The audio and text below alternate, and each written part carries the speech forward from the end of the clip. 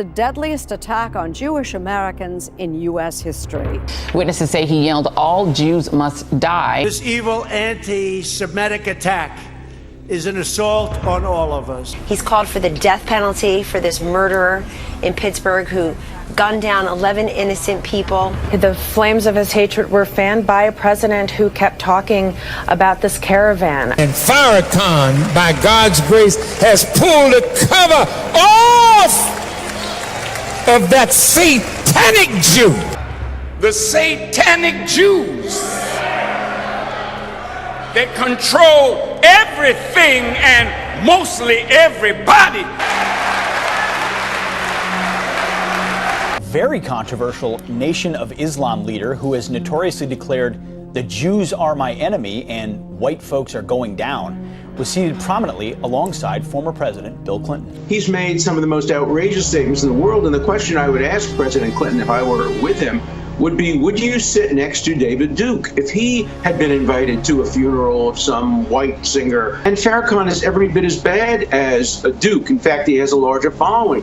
Farrakhan has posed with President Obama. He's posed with Keith Ellison. He's posed with other leaders, both black and white. Your country has been taken from you by the synagogue of Satan. Past statements, like, for instance, Minister Farrakhan is a role model for black youth, wrote Ellison at Insight News op-ed in 1995. He is not an anti-Semite. If you're African American, you can get away with supporting anti-Semitism, anti-gay, anti-white. But wait a minute. Nevertheless, are you here to say that Jews are not entitled to any homeland anywhere? For 40 years, the Jewish state has existed, and they've had problems defining what is a Jew. Once we can define what is a Jew, then we can talk about a Jewish homeland. A Muslim is one who submits to do the will of God. Muslims demonstrated chanting Khyber Ya Yahud,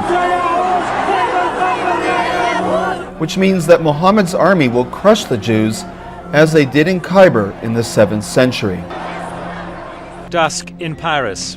Heavily armed police prepare to storm the Jewish supermarket at Porte de Vincennes, where it was known a terrorist suspect was holding hostages. Pharaoh was great, but he wasn't good. There's something... Hitler is a great and consequential man, but not a good man. That's all.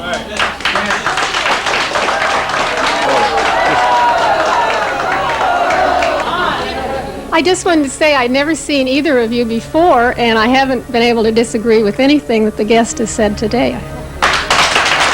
And you just can't mainstream and allow legitimacy to a man who has expressed the kind of hateful views he's expressed of Jews, of white people, of gays. Intense focus was brought to Obama's friendship with Bill Ayers, a co-founder of the Weather Underground, a revolutionary group founded in 1969 that bombed numerous public buildings.